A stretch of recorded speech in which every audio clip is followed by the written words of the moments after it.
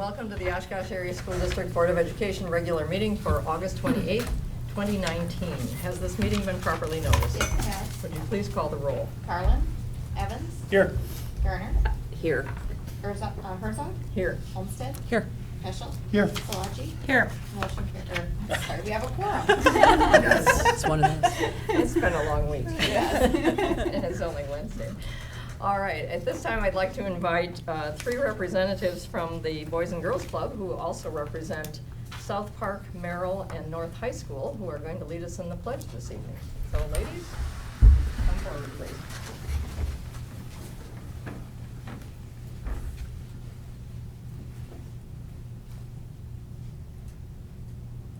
I pledge allegiance to the flag of the United States of America and to the republic for which it stands, one nation, under God, indivisible, with liberty and justice for all.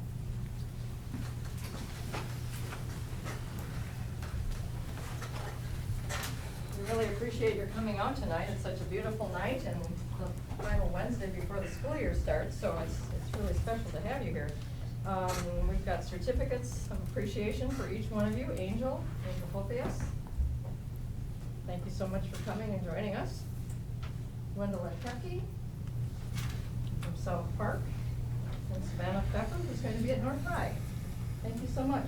Thank you. These young ladies were recruited to come here tonight with the help of Ms. Conrad, because she's involved with the Boys and Girls Club, and we were looking for some people to lead us in the pledge because we want to have students at all of our meetings. And these young ladies are part of a special program at the Boys and Girls Club, called the Mentoring Program, which is a joint project between the Boys and Girls Club and the school district. And so we're fortunate to have the leader of that group here tonight, and so they're going to tell us a little bit about that mentoring program. Thank you. Thank you for letting me come to talk to you all about the mentoring program. I have had the privilege of working with the mentoring program since we launched. We launched officially in January of 2014, and I started in September of 2013. So we will be starting our 6th school year with the Great Future Start Here mentoring program. We serve the grades of 6th through 12th grade in all of the middle schools and high schools. So the really cool thing is that we work very closely with you guys through the school district. Julie Conrad was on the committee that actually launched the program and it's got it started before I even started at the Boys and Girls Club. We have a school liaison at every single middle school and high school in the program, and I work very closely with them. They're the ones that are referring those students to me. They're helping me if I need help with grades, attendance, any behavior information, or if there's anything that I need to know about the students to better help them.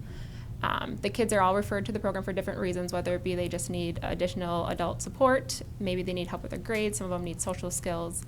The ultimate goal, though, is that we're all going to help these kids graduate high school and then help them create a plan of what they're going to do after high school, whether that means they're going to be enlisted, employed, or enrolled.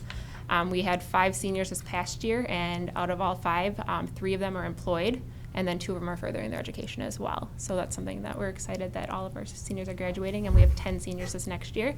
The 3 ladies behind me, they are all in the mentoring program as well. Gwendolyn's been in the program for 2 years with her mentor. Angel's been in it for about a year, and then Savannah just started this past summer with her mentor. So they're all in different stages.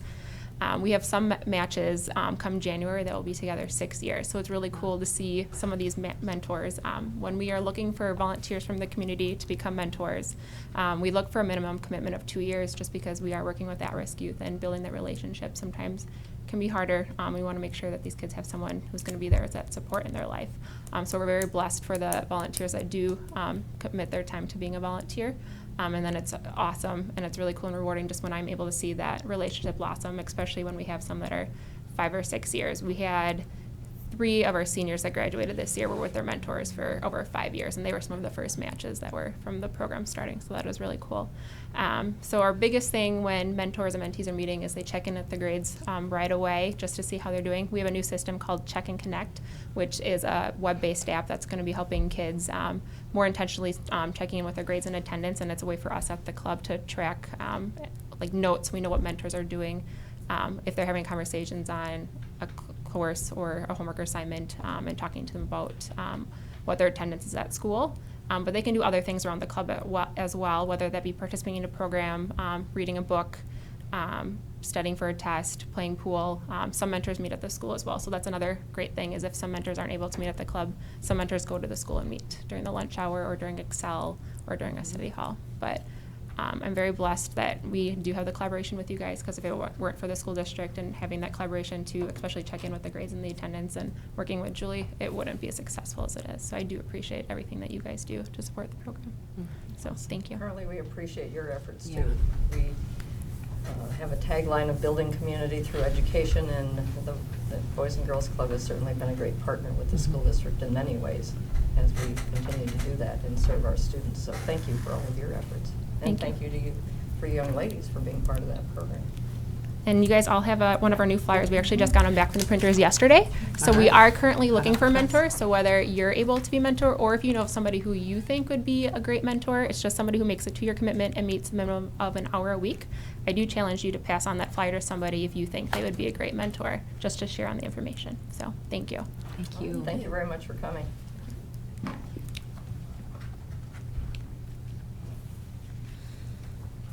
The Oshkosh Area School District has what I refer to as 2 opening days every year. And the first one I consider to be this past Monday, where all the staff report back to the school year. And the second opening day I consider to be the day that all the students report, which would be next Tuesday. If that's news to all of you, please mark your calendars. So opening day with the staff was this past Monday, and one of the things we reviewed was the fact that when we had opening day a year ago, we had spoken about student success and reasons to celebrate. And there were many opportunities to celebrate student successes in the 2018-2019 school year, as there have been in prior years. But tonight we wanted to recognize an individual who has brought great distinction to not only herself, to her softball team, but to the school district. And I'm referring to Sid Supley, who has joined us tonight. She's a 2019 graduate of North High School, where she was the graduation speaker. And she was a starter for 4 years on the North softball team. We had 2 very strong softball teams in the city this past year. And Sydney has the distinction of being named 3 times as the state Gatorade Player of the Year in softball. That's virtually unprecedented, to earn that award sophomore year, junior year, and senior year, because there's a lot of competition out there. So we wanted to recognize Sid for her contributions to our school district, bringing honor to our district, helping her team bring home the first girls softball championship in the history of North High School. Maybe in the district, I'm not sure of that data. But I also wanted to recognize Sid for her contributions, not only in the classroom but outside of the classroom, for what she has done with her award funding for that. And successes like this don't just happen. They're the result of a lot of dedication and hard work and effort, certainly on the part of the student, but also on the part of the family. And so Sid has brought her parents along, who I don't think have missed a softball game in many a year. And so Heidi and Jay Supley have come tonight as well. So we thank you and support you for all you've done to help your daughter get to this point. So Sid, we'd be happy to have you tell us something about what you've done, which relates to those photographs up there on the screen. And anything else you'd like to tell us tonight? Well, first of all, thank you very much for having me again. I was fortunate enough to be here earlier this summer, and thank you for all your kind words. I really do appreciate it. I feel fortunate enough that these last 3 years being named that award really helped, not just bring success to my team, but it helped me create a platform, and that's what I'm most thankful for softball. It's something I do, it's something I love, it's something that doesn't define me, but it's allowed me opportunities to define me in other ways. And this ball field is one of my biggest accomplishments. People always ask me, with your state trophy and this, what are you most proud of? And it's a hard call, but I think this would honestly win any day. Because it's my way of giving back to the city that has given me so much, really. When I was first named Gatorade Player of the Year my sophomore year, along with the award, you get a $1,000 grant to almost play it forward to any youth organization of your choice. And right away I knew I wanted to do the Oshkosh Fast Club Foundation, because it's where I started my softball journey, and it's where I have the best memories of playing, where I met all my best friends, and really just got to know everyone within the city. So after donating the $1,000 check, I decided that wasn't enough for me. I wanted to do more. And in really thinking and reflecting on basically like growing up, there was a lack of fields for what I would consider like quality enough to play on and that were high class enough for as many people and softball players that we had in this city. So I was fortunate, my dad, which Mrs. Garner can attest to, we have a softball pitching mound in my backyard. Yes, they do. Which I understand is not the reality for a lot of other girls. So I kind of wanted to help make this. And really, my whole vision with this field is called like Field of Dreams. And I want it to really resemble so much more than just softball and just sports. But when people see this and when girls and boys, because the dimensions for this is baseball will be able to play on the field as well up until their high school career when the fences move back. So really just for youth in general to look at it and take it as an example is you can accomplish anything you set your mind to. When I first started raising money for this field, I had $1,000 and they told me it was $80,000 to break ground. And the first people I told about it kind of looked at me like I was crazy. But I was fortunate enough with the entire city support, with my parents' support was the main thing, to tell me to keep working hard, to keep sharing my story and sharing why I was so passionate about it for the city. And, I'm so blessed that the city has shown such a tremendous amount of support. We have raised over $100,000, which still really, it truly humbles me that I live in a city that is willing to give back that much. And as you can see, the fences just went up last week, so I was there this morning, and it's going to be gorgeous. It's over in Rainbow Park, and I love that the backdrop is of the river, and it's really going to be, I think, what will become the heart of Oshkosh, where Oshkosh Corp is redoing their facilities. Eventually, they're going to add more park and pickleball and tennis courts. So this is kind of just the start of, I think, an area that will be huge for the entire city for years to come. And right now we have the date sketched in of October 19th of doing a ground ribbon breaking ceremony pretty much, which I will be off to Northwestern in mid-September and coming home. It is my first weekend off of playing softball to be able to celebrate with the city, because truly without you guys and without them, this would have never been possible. So thank you so much for your support and for this award. I am truly honored to live in a city with all of you. So thank you. We are very fortunate to have you.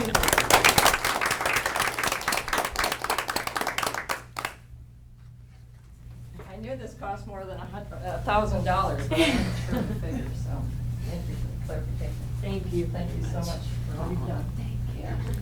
Appreciate your support. Thank you. Thank you so much, guys.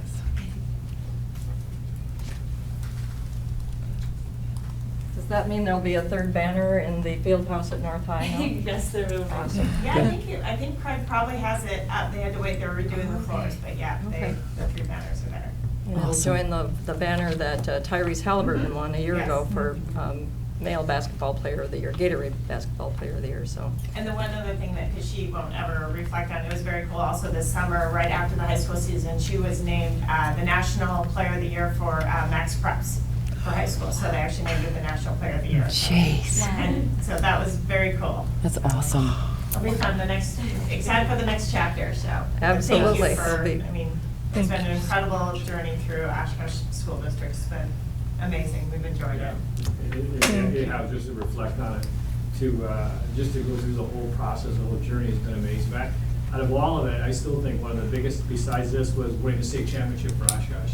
Yeah. I think that was cool. You win these big national tournaments, and those are really cool too. But to win something for the city, I think Right. that's probably one of the real special things for all of us. So, it's cool. Excellent. Well, we'll look forward to the next chapter, and we'll look forward to a Northwestern Wisconsin game at Wisconsin, so some of us can come down and actually see you play in the state again. All right. Thank you so much for coming. Thank you. Thank you. Oh, the rest of this board president's report. Well, that's a tough act to follow. Yeah. I just want to share two things quickly. I had reported at the last board meeting that I had attended the school lunch, or the lunch program that 2 of our churches were putting on for youth in our city. And those churches were St. Andrew's and First English Lutheran.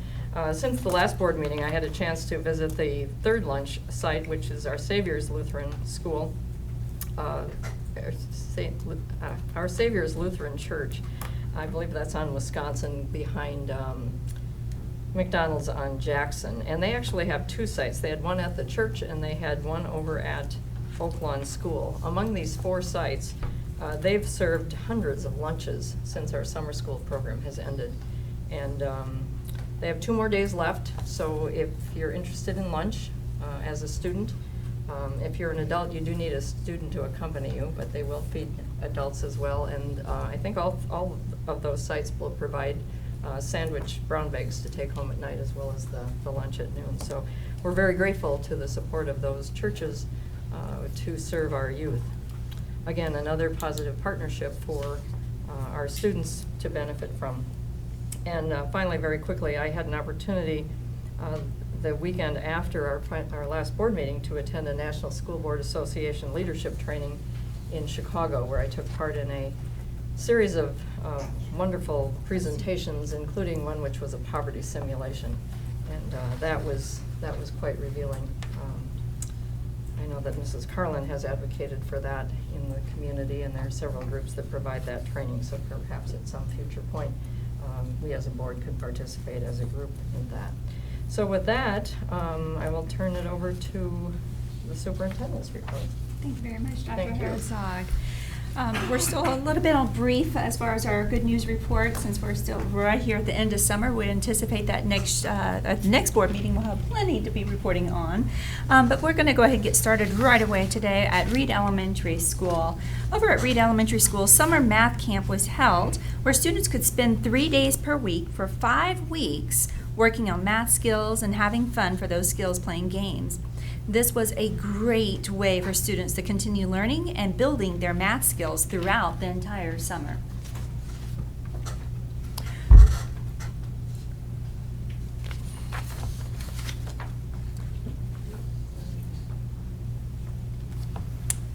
There's a slide missing, it seems, from here. That's okay, thank you. So also want to go ahead and, at this point in time, recognize Project Search, a business-led high school vocational transition program for students with disabilities whose goals are focused around gaining competitive community employment. It will be starting its 4th year at Ascension Mercy Hospital. At the beginning of August, Project Search hosted its annual summer picnic to welcome the incoming interns for the next school year. This summer, 3 team members from Project Search attended an annual conference in Anaheim, California, where they accepted the Outcome Award for 80 to 89% employment rates for interns from the 2017-18 school year. What an awesome result for this program. In less than a week, the halls and schools will be filled with students and teachers anxious to start another school year. Tuesday, September 3rd, is the first day of school for all Oshkosh Area School District students. Yesterday, Cobeson, the transportation company partnering with the school district, did a practice run with the buses to help determine any potential route issues and provide a chance for families to meet their bus driver. On Tuesday, August 20th, 99 new teachers were greeted as they started their employment in the Oshkosh Area School District with a clap-in event at Carl Traeger Middle School. The district is thrilled to welcome 132 new employees thus far for the upcoming school year and are glad that they chose Oshkosh as their new work home. As you can see, I remain committed to building community through education and being committed to being present and engaged in our schools and throughout Oshkosh. On the screen, you're going to see just a few examples of where I've been spending my time for the past 2 weeks. And if it's okay, I'm going to go for a supplemental report on this. Unrelated to the good news report, is more of a shout out, as you might say, and for a very important event that's occurring this Saturday between 4 o'clock and 9 o'clock at the Leach Amphitheater. It's called Celebrate Oshkosh, and it's for a new foundation called Oshkosh Kids. You're probably wondering, why am I putting a shout out to this?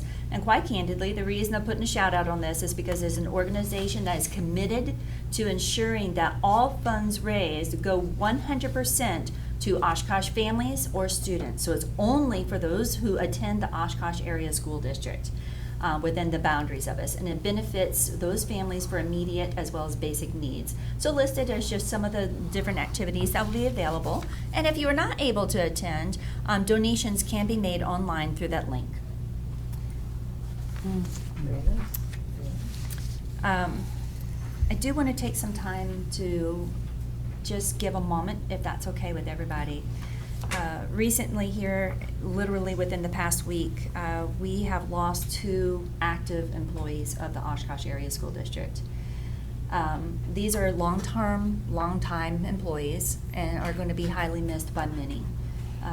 The first individual being Jim Dorschner, and he was the Oshkosh North High School band director. He's been with the district since 2000, so he's been with us for, it would have been 19 years. And then Sam McHugh has also been with the district now for 20 years, and he was one of our maintenance electricians. Both of these individuals were committed to our district, committed to our students, committed to ensuring that as a district, as a whole unit, we were being successful. They're definitely going to be missed, and if it's okay with everybody, if we can just take a moment of silence in memory of them, I would greatly appreciate it.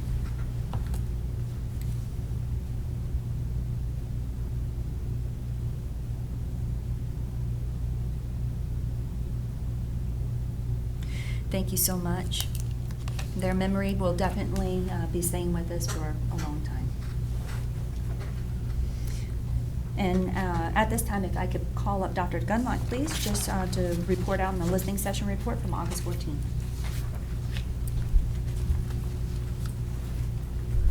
Good evening. We had 4 individuals who talked about the same 2 issues at the August 14th listening session. It concerned the disposal of goods and documents at Smith Elementary School. They had a variety of examples that they provided to us, and it really boiled down to 2 different concerns. One was the inadvertent and mistaken disposal of some student records that occurred, and fortunately they retained those records for us, and we were able to get those back, and they have since been secured. The other thing that was really the predominant thing that was talked about was the disposal of quality materials that could have been reused elsewhere. And those are 2 things that we are currently in the process of investigating. We've already started to look at some options around some changes that we would be making going forward. As you've heard me say before, our data privacy and security training is really second to none in Wisconsin, and we have trained our 900 teachers and administrators on student data privacy, but most of that actually focuses on digital security. And this happened to be, just basically a human error situation where paper documents were disposed of improperly. So that's something that we're adding to that training going forward, but also the fact that we need to provide the same level of training to custodians, clerical, and paraprofessionals. As you know, with the snow day situation last year, we had a great opportunity to have our teachers take that training offline as part of getting the timing to balance out. We didn't have the same opportunity for the other employee groups, but that's something that we need to address. So that's just one example of some of the recommendations that we're going to be making going forward to ensure that something like this does not happen in the future. So I don't know if there are any questions on the listening session. Okay. Thank you for that follow-up, Dr. Gunlock. Dr. Cartwright? I apologize. I do have one other announcement that All I right. need to make. And it is related to what we call an interim position, and so interim positions typically do not come before the board, but I think this is important to notate because it's a significant position. It is for an assistant director for special education. As you know, Linda Perron unfortunately is not able to be with us in this immediate presence right now. We're not anticipating for her to be back in the very near future, and we want to ensure that we have continuity that occurs within our special education department. But I wanted y'all to at least know who that was, and then for those of you who don't know who she is, I asked for her to appear tonight just so you could say hello. But for Junko Jones, she's just going to be filling in basically as an assistant director until Linda Perrin comes back. Thank you. Thank you very much. Thank you. Thank Okay. you. No problem. Okay, do we have any committee reports tonight? I do. I have Mrs. Olmsted? Policy and Governance Committee. All of these on my list except for one, we're actually voting on tonight. It's not as big of a list as last time, so I'm just gonna touch base on a few of them. The first one was Policy 5341, which is emergency medical authorization. We added this for electronic files in there for student management systems. 5530, the policy was updated to be consistent with Wisconsin Act 262 regarding drug abuse issues. The exception of being not in tonight is the 8407, which is the School Resource Officer Program. This is a new policy, and it acknowledges the existence of the school resource officers and provides the framework for the written agreement between the law enforcement agency and the board and what we do. This will be put into policy, what the district has been doing already. It was going to come to policy or come to vote tonight, but after the meeting, further discussion needs to be held. I know Dr. Cartwright spoke with Chief Smith, and they wanted to add some more stuff in there, so it's coming back to policy and governance with that one. 5500 is student classroom. This policy was updated to describe the information that must be included in the student code of conduct and to remind students about removing students for the threat of violence. We had to add some language into that one. 5600 is a deleted policy because it's a repeat of 5500. 8410 is the crisis intervention. This policy was updated to only be crisis intervention because policy 8420 was about school safety, so we kind of split them up and got those two straightened out. 8462 is child abuse. This policy was updated to removing the reference to the mandatory reporting requirements associated with threats of violence and relocating them to a separate policy. 846201 is the new policy was created from the mandatory reporting policy, which had been previously incorporated, reporting the training requirements for instances of suspected child abuse or neglect and instances of threats and violence. So we had to split them up to make two. 5111, eligibility of resident and non-resident students. This policy was updated to reflect the district's responsibility in determining resident status of a student at enrollment. The policy would be revised in an effort to avoid situations where the district would be put in a position to interpreting custody and/or physical placement orders of divorced or separated parents. The policy was also revised to clarify the imposition of conditional enrollment in the case of a student permitted to enroll who would otherwise be excluded from enrollment due to the expulsion from another district. 5113, open enrollment. The language in the policy was updated to be consistent with the statutes addressing non-resident school boards approving applications that were initially denied. The reference to the transition was year 2015 to 2016, and it was removed and the changes were incorporated for alternate application procedures implemented by emergency rules. 5114 is non-immigration students and visitor programs. Language deleted from the policy which suggested that a host family must reside in the district. Since a host family may be a non-resident family who has one or more children open enrolled in the district, the removal of the residency reference is required to be consistent with the law. 7440.01 video surveillance and electronic monitoring. The policy was revised to include reference to the school safety plan as an option for the process of establishing the use of surveillance video, as that topic is part of the safety plan and the security procedures properly taken up through the process of developing the plan. And 8330 is student records. The policy was revised to reflect the change in state law requiring that students' records be transferred to a new school on the next working day if such a request is received in writing. 9130, public requests, suggestions, or complaints. Updates were made to the policy to clarify appeal steps and the temporary versus permanent withdrawal of materials pending committee recommendations. 12, 13, 32, 13, and 42, 13. These policies were updated to make it clear that the board expects that all administrators be responsible for taking steps to monitor and maintain student welfare matters. And our next meeting is September 9th at 8:30. Thank you, Mrs. Olmsted. Does anyone else have a committee report? Mrs. Garner? Facilities and Finance met on August 22nd. It was an OEA update. Sue Schnorr gave some background regarding the OEA salary schedule. This salary schedule was developed in 2014 and 15 with the, it was actually a committee and included a lot of teachers. And also reminded us that we froze teacher salaries for several years. And we're now at a place where the prior salary schedule was unaffordable. The current increments right now are 4 lanes across, and every increment for every teacher, regardless, is about $834. And it's 36 steps. That's a lot of steps. So if someone was hired in at step 1, they might never get through the entire schedule because there's 36 steps. So we had a really great, the OEA would like to shorten that.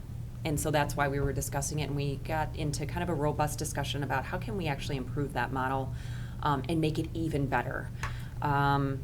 It was determined that this topic needs more time and discussion, and it was suggested that we include teachers in this discussion because there weren't any at the Facility and Finance meeting, and that we really have a heavy focus on students and on performance. So the committee accepted the proposal right now to delete 3 of the steps, 10, 20, and 30, over the next 3 years, starting with step 30. However, the committee members asked that the dialogue regarding a salary schedule model continue, so we'd like to keep talking. The next meeting is scheduled for September 19th. Thank you. Mrs. Garner. Mhm. Does anyone else have a committee report tonight? All right, seeing none, we did not have anyone who signed up for either the non-agenda related public forum nor the agenda related public forum, so we will move on to our workshop session, which has one item tonight, Facility Advisory Committee update with Dr. Dunlock and Mrs. Schnorr. We're back. So we are thrilled to be able to kind of kick this off with you. If you'll remember, a few months ago, the board created a committee charge for the creation of a facility advisory committee. And just, I know you are all aware of this, but just to put this up again, this was the committee charge. The board is seeking recommendations from the facility advisory committee to review all pertinent information based on the outcomes of a recently completed assessment of the facilities. But the real meat of the charge is here. The committee is to propose options, renovations, upgrades that support learning environments which are safe, accessible, efficient, and equitable. They're purposeful spaces that inspire innovative learning, accommodate evolving technology, and promote collaboration among students, staff, parents, and community. And this is the important part, with a 3 to 4 track elementary and an 8 to 10 track middle school focus. The research that was presented to the board at that time was both the fiscal implications of the efficiency of those 2 configurations, as well as the instructional positive implications. Excuse me, could you just define what a track is? I sure can. Yeah, a 3 to 4 track is how many of each grade in an elementary school. So for example, a school might have 3 second grades or 4 second grades, and that makes them, in some cases, larger than some of the schools we have here in Oshkosh. We've had some that were as small as single track in some grades. So it's much more efficient to do that along those same lines. And similar, what occurs at the middle school level with an 8 to 10 track situation. Because our middle schools in Oshkosh are also on the small side compared to normal middle schools. Thank you. The third and final bullet is, and we get that question a lot, so that's a great question. The suggested recommendations shall maximize the use, reuse, and/or replacement of existing facilities and shall be cost-effective for the taxpayer, providing an enduring end product that is energy efficient and adaptable for decades to come for the future of the Oshkosh Area School District. We rolled this out with the staff at Convocation. We talked a lot about that idea of an enduring end product, and as an example of that, when the district replaced Oak Lawn Elementary School, that was a school that was built to last, and that's why it has things like terrazzo floors in it that will be just as nice looking 50 years from now as they are today, because in all likelihood we'll be using our facility for well beyond that. So that serves as a model for us. The Facility Advisory Committee is a representative group, and these are the stakeholder groups we were seeking out. We actually have 24 members who've been invited. We originally were planning for 25, but one member actually hit multiple groups, so that was a good thing. We've secured the services of Dr. Joe Schrader as a meeting facilitator. The administration, very similar to what we did with some of the other community advisory groups, will be providing information, because usually what happens when you get a group like this together, there's lots of great questions, and a good portion of our job is finding answers to those questions to help light the way for the committee. As of literally an hour ago, of the 24 people invited, we've had 10 yeses, we had 1 no, and we had 13 that we're still waiting on a response yet. So we're getting there, and we're getting some positive responses. Oh, by the way, I also want to highlight the fact that we also have students on this committee. I think that's very important, and it made a lot of sense to us to have the North and West high school representatives, because you'll be seeing them here at board meetings on a regular basis and having them at those meetings as well. This is the Facility Advisory Committee schedule. The meetings are September 9th at Oak Lawn Elementary School, September 16th at Merrill, September 30th at Shapiro Elementary School, October 14th at South Park Middle School, October 28th at North High, and November 11th at West High School. All the meetings will run from 5:30 to 8:30, and the committee will begin processing various alternatives to eventually provide the board with multiple options in terms of not only the scope, but also the sequencing and the timing of how to proceed. There is also going to be a survey involved, which will also provide information to the committee, so that can help them guide their discussions in terms of providing recommendations to all of you. One question that did come up with some of the committee members is they were kind of like, well, why were the schools picked? We wanted to make sure that we had the meetings in our schools for obvious reason, but also these schools have a variety of stories to tell. If you look at Oak Lawn, it's one of our newest, followed by Merrill, which has its own unique character, followed by Shapiro, which is open concept, South Park, one of our older middle schools, and then of course our 2 high schools. So that was very important to us. This is an actual poster you will start to see around. It should already be in our schools, and it's already in our central office. And if you look down towards the bottom, it talks about the charge of the committee, but also it talks a lot about the when and where of the facility advisory committees. Some of the questions we've had is, well, what if other public members want to come? They're certainly allowed to do that. What they would be doing is they'd be there to listen, and if they have some input they'd like to provide, they'll have an opportunity to write that down in the community. We'll be providing that to the committee in an ongoing basis. So that is the latest update. The first meeting, as we said, will be starting on September 9th at Oak Lawn, and it's a lot of work to do in a very short period of time. I have a question, Dave. Yeah. If we go back to the slide before this, Yep. about if they have questions that they'd be able to provide feedback in writing, is it that evening and they have to write it out, or could they get an email address that they could go home and Absolutely. write? Yeah, So they can don't have do to it right that away while it's evening. fresh if they Yeah. wish, or they can They'll provide have that it- feedback Some will have an anytime. email address where they can all go to those questions Right. if they were there that they can ask. Mhm. Okay. There's also going to be Or a community commit. survey that's going to be going out in parallel with this process too. Okay.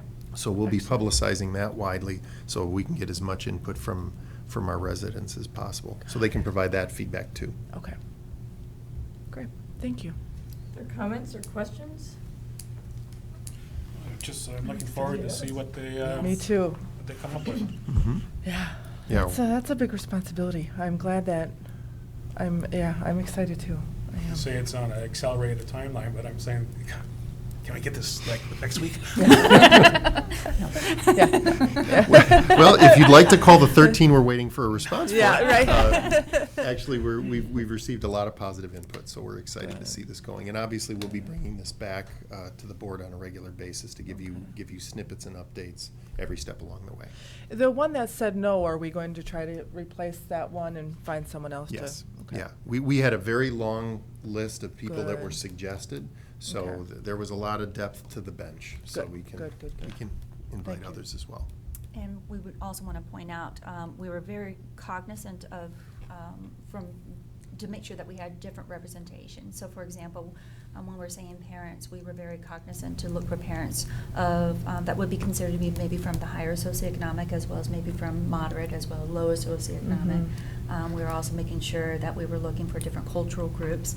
Okay. So when we're saying low prevalence groups, it could be a parent of a child that has a special need, or a parent of a child that's maybe English as a second language. Okay. So we're very purposeful to ensure that we have a very well-represented group of individuals to help guide the conversations. Thank you. I've been reflecting on this quite a bit because we had that report almost a year ago from, I believe it was Bray and Associates, Mhm. which primarily looked at the physical structures and did not address learning environments, which was one of the goals here. And I was thinking about North High School. When that was, I was around when that was built in 1972. So that building is 47 years old.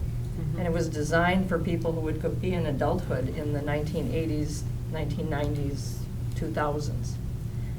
But we're projecting serving the students who we have right now, 47 years later, are not, that's not the world where they're living. No. Right. And so we need to be good stewards of the resources the community has entrusted to us. And we have an obligation to make sure that not only are those buildings sound structurally and from a safety standpoint, but they're going to help us serve, this district is going to be, the students in these buildings will be able to gain the knowledge and skills that will help them in a changing world, who are going to live their adulthood years, who are now in the kids who are now in high school, who are going to live their adulthood years in the 2020s, 2030s, 2040s, which is very different from when North High School was built. Or a South Park, which I think goes back to at least the 1940s, maybe earlier. So I think we have to be cognizant of the notion that when those buildings were built, they were built for a certain type of society and community. And that's not where these students live now, and that's not where they're going to live in the future. So I'm excited about this. I think this is a proactive approach by the district administration and board working in tandem to make sure that we are helping to serve the needs of our students moving forward for a world that some of us won't be around to experience, but our students will. And that's important, and the future of this community is, to me, tied to this. So I'm very excited about this and looking forward to the recommendations. Yeah, I was just thinking, Barb, that, we're doing this for a future board that probably has not even been born yet. That could be true. That could be very true. Mm-hmm. Indeed. Any other comments or questions? Just trying to think of ways that, I know that the committee in regards to interacting with the public is structured in a way to maximize the time of the people who are being appointed or to do that work. So I get that. But I'm wondering if we might be able to create, or if we already are doing this, that'd be great. But like create like a web page related to this group, so that we can promote that more easily, so that the public that has generally more access through their phones or through electronic forms, that it's easier for them to get to that information. Thus, easier for us to use that information. Because I'm trying to come to terms with it being a public meeting, but not allowing public input in the sense of, where or people can come in and say their piece, and then the committee goes on about their, their business. So I'm just looking for multiple avenues or ways that we can promote what this committee's doing and encourage the public to be able to provide their insight outside of a written format at a community meeting. Right. That's a great point. Every time we've gone down in 2012 with Oak Lawn and 2014 with the first referendum that we had that also took care of our Learning Without Limits initiative in 2016, every step along the way we had a very well built out a website that started funneling that information, but also getting some input. Every one of those web pages were set up with a feedback mechanism in place in case people wanted to do that. We have multiple feedback loops we're going to look at, so that's one of them. That's going to be probably the easiest one to set up. And our new website, what's really awesome about it is it's going to work even better on a mobile phone than it does on a computer, which is terrific. We're also going to have feedback at these board meetings. This is the time where people can have because it's going to be not only agenda but also non-agenda related public forum where they're going to be able to come and voice their thoughts and concerns. Anybody who shows up at the meetings, we're going to be getting their input both in writing and other if we're able to do that, or if they're interested in doing that. And then the overall survey of the community. So those are going to be the vehicles we're going to have to use because we realize we're in a competition for attention. People are very busy, and thankfully this is going to be in the fall where they're more keyed in. If this work was occurring in the summer, I'd be doubly worried that we wouldn't be able to get to them, or they wouldn't be paying attention to what we're doing. But it's something we take very seriously because that input is going to help us provide a better product. Because ultimately, those are the people that this is serving. Their grandkids, maybe their great grandkids. So. Sure. Yeah. So then, would we also be, sending out that survey to all employee groups as well? Typically, yes. Okay. They would get it. The thing we would normally work on is a lot of our employees are also residents, so they'll get it in that vein, and they'll identify themselves one of two ways. Okay. I would imagine in the survey we may even have something where if you're an employee and a resident, you'd be able to select multiple ones, so we'd know. Sure. Because a lot of times we'll want to filter those results in and say what are the employees saying, what are the residents saying, because they may be saying two different things. All right. Now here's my next question.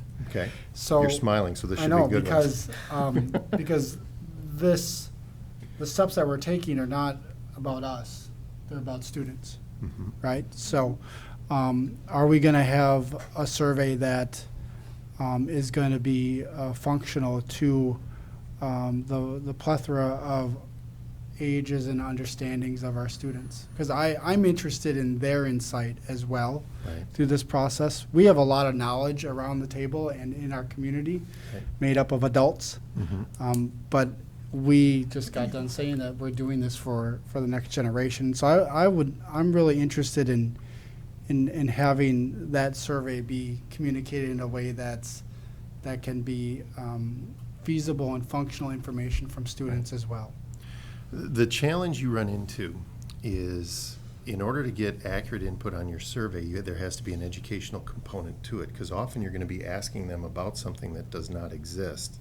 So the first two meetings of the agendas that we built out are heavy on direct instruction to the committee members to bring them along on the same journey so that they have a wider base of knowledge, and then seeking out the input after they've had that base of knowledge. That's going to be the challenge, and that's what we're working with School Perceptions right now on, developing a survey that can do that, provide the information, and pull that data back from a group. As you get younger and younger and younger, that gets tougher and tougher and tougher, obviously. The input we get from high school students is probably more valuable because of just their maturity and age level. But I can give you a direct example of where it gets difficult with that. When we first put in our Learning Without Limits initiative, I presented to a lot of our high school kids. The hardest group for me to sell it to was the seniors. They were like, why would you even be giving us a Chromebook? I just don't get this. Why would you do this?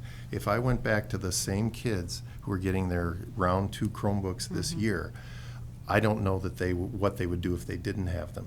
So Sure. it's kind of one of those cases, and when I talked with the high school students, I said, your generation is going to have the toughest time because you've gone through a traditional system, and we're building this for the future. So it's sometimes they tend to look backwards instead of forwards. So that's all. Sure. It's just a challenge, and that's why we have to be very intentional about don't ask questions in a survey that they're not prepared to answer. You have to make Okay. sure that they have enough information to be able to give answers. Sure. So, but I do think the student group, and that's why having the student reps, I would rather see our student reps who are sitting on the committee be the two-way conduit back to the kids Sure. as much as possible, because then the And- information goes Yeah, both ways. and I think that's an important point to bring up too, is that in their roles, in that capacity, that is important for them Right. to do that. And I think that, if they can be encouraged to do that as much as possible, or in proactive ways, or in, suitable formats for messaging that out to their, to their fellow students, I think that's important, because that finds a way to encourage the prospect of their future ideas Right. being brought forward. So, this process is really important to me, that it really incorporates the level of future thinking from some of our youth. And that's important to me. And as long as we're incorporating a method that involves that, I think that puts us in a better spot than maybe 40 years ago. I don't know how they did this, 47 years ago, but I think it's important that they're incorporated for at least the next 47 years.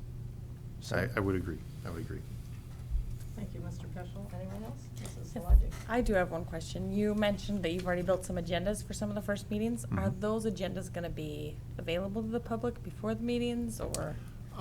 Yeah, they should, because all of this will be an open record, open Yeah. document. But yeah, we don't have the final touches on them yet, because we're still tweaking, and the agendas might shift as the meetings go, because as Yeah. with committees like this, sometimes you'll go faster than you think, sometimes you're going to go slower than you think. And we're trying to make it as fluid as possible so that the committee can drive the agenda. So they may, after the first meeting, say, we'd like a lot more of this at the next meeting, we'd like a little less of this, this might be more helpful than that. Or they may have some questions that we haven't answered yet. So the agendas will be, that's why we don't have the agendas set for all 6 Yeah. meetings. We felt that it's kind of like, and I keep using a hurricane forecast. I don't know if that's because our superintendent came from Florida or not. But and there's a hurricane right now. But the idea of it's really the first meeting agenda is pretty locked down. The second one a little less locked down. The third one a little less locked down, because we really anticipate that the end product over time is going to shift based upon the committee, based upon the input. As Mr. Peschel indicated, as we get input from students and others, that may shift some of our discussions as we head towards the finish line. Yeah. Any other comments or questions? I believe because this is a board-related committee, it does need to have a published agenda, and we have to follow open meeting laws, so I'm confident that we will do that. Yeah, absolutely it does. And to Mr. Peschel's comments, the 2 student representatives we have on this board have been identified by their schools as school leaders, so I'm confident that they will likewise get input and serve as a conduit, as you're suggesting. Even if people are not members of this committee, I think it's important that people in the community be able to follow these meetings and be able to have their input. And not only is there the website and email, but there's also the old-fashioned telephone. And that's where citizens commonly connect with board members, or just seeing people in the grocery store, which is an even more perhaps traditional method. So I think that's really important. And as you suggested, Mr. Gunlock, or Dr. Gunlock, once the committee has finished its work and the work comes to the board, we have open forums at these meetings, we have listening sessions, so I'm hopeful that we have covered the bases as far as input, even if people are not committee members, because we are embarking on a proactive stance in terms of planning for the future, and that's both exciting and daunting, I think, at the same time. So I appreciate your comments. Well, and I know sometimes for you, especially as board members, some of this is going to be redundant. You know, even most of this presentation was given when we asked for approval to create the committee. But this is also a televised vehicle for our citizens, and we're never sure when they're actually tuning in. So we'll be repeating a lot of this. Like, you're going to get sick of hearing that committee charge because we're going to bring it up numerous times as we go. But it's important because we're never sure. Somebody might be tuning in new, and we want them to know too. Yep. Very good. Dr. Cartwright. And just for clarification on there, even on the poster, currently it has my email address as listed as the point of contact right now. That's on the poster itself. In addition, for which I will funnel that to the appropriate personnel that's going to be overseeing this. In addition to that, with us creating the website where people can provide input there as well as individuals who will be attending the meetings, if they want to provide written format right there. What I would be a little cautious about, so I just want to say it that way because this is a board-appointed committee, is that if people reach out to you as individual board members, if you'll please refer them back to one of those 3 methods, we would be greatly appreciative of that. That way, it really allows this process to remain as that appointed committee and running through those funneled ways in which to doing that. We would be most appreciative of that, so that way one voice doesn't get more attention than the other voices that are out there. We really want to keep this as transparent and as consistent as possible. So I do make that request of the board, please. Yes, Absolutely. You got it. Thank you. All right, well, thank you very much. May And I ask one more follow-up? Mr. Peschel, I've asked 3 times. It sounds like bands of matrimony in the Catholic Church. Okay. Thank you. It just sparked, the comment about written forms just sparked a thought in my head about the written forms. So people have the opportunity to make a written comment at those meetings. Are we going to have, are we going to shape the direction of their comments? Like, I mean, if there's an agenda for say the first meeting at Oaklawn, you're planning to talk about this thing, such and such, are you going to have forms that are available that says, give us your insight on this topic or anything, or is it just going to be they write down their own stuff, Right. or are we going to offer them a form of which they write stuff down on? We probably will offer, we'll offer a written, they can literally handwrite something. If they are more comfortable filling out something digitally, we'll have an option to capture it. Same thing, it's just they would type it versus write it. But I would not anticipate us sort of leading them into different questions. We would just have it open in terms of any questions or comments you wish to make concerning anything. Okay. We'd want to see all of it. So what about as we get further into that process and we've had several meetings, ideas are starting to formulate, conversations taking place around that? What about, doing that further down the line? I still think that you run a danger of narrowing. Okay. I think you're just better off leaving it open and let them comment as they wish. There will be enough when there's the actual formal survey of all the citizens. There'll be specific questions in there that will be pointed directly at some of the information the committee is going to need to make their final recommendations. So they'll have kind of both ways. They'll have some set questions that come through that survey and then a lot of open-ended opportunities to respond. Okay, thank you. Anyone else? Mr. Peschel, do you have any other comments? Not on this one. Thank you very much. And just a reminder, and I think this has been a good discussion, but the role of the board is to define the what, which we've done. And the how is the administration, and I think we've given administration through various questions tonight, some input and some thoughts from the board on the how, but really the how is up to administration. Thank you. Thank you very much. All right, thank you. Moving on then, we have a consent agenda to be addressed. For the consent resolution agenda, the board has been furnished with background material on each item or has discussed it at a previous meeting. These will be acted upon with one vote without discussion. If a board member wants to discuss any item, it will be pulled out of the consent agenda and will be voted on separately. Is there anyone who wanted to pull something from tonight's agenda?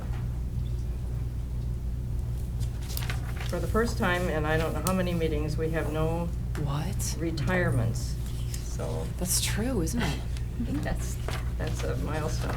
All right then, moving on.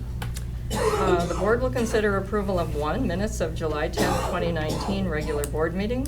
2, minutes of July 10th, 2019, executive session at regular board meeting. Number 3, minutes of August 14th, 2019, regular board meeting.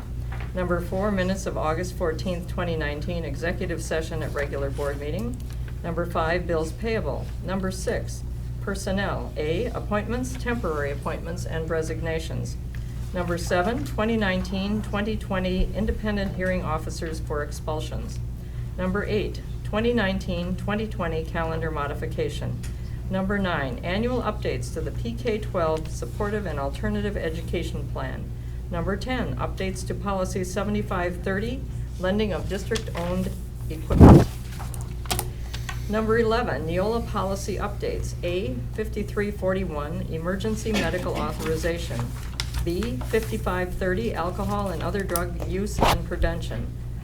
C, 1213, student supervision and welfare. D, 3213, student supervision and welfare. E, 4213, student supervision and welfare. F, 5500, student code of classroom conduct. G, 5600, student discipline. H, 8410, crisis intervention. I, 8420, school safety. J, 8462, child abuse or neglect. K, 8462.01, school safety threats of violence. L, 5111, eligibility of resident/non-resident students. M, 5113, open enrollment program. N, 5114, non-immigrant students in visitor programs. O, 7440.01, video surveillance and electronic monitoring. P, 8330, student records. Q, 9130, public requests, suggestions, or complaints. Number 12, increase for current position, OASD Foundation. 13, behavior instruction specialist positions. 14, revision to the 2019-2020 employee handbook. So moved. Second. Please call the roll. Herzog? Aye.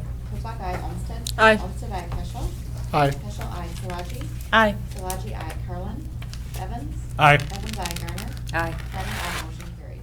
Thank you very much. Are there any individually considered resolutions for tonight? Seeing none, request for future agenda items.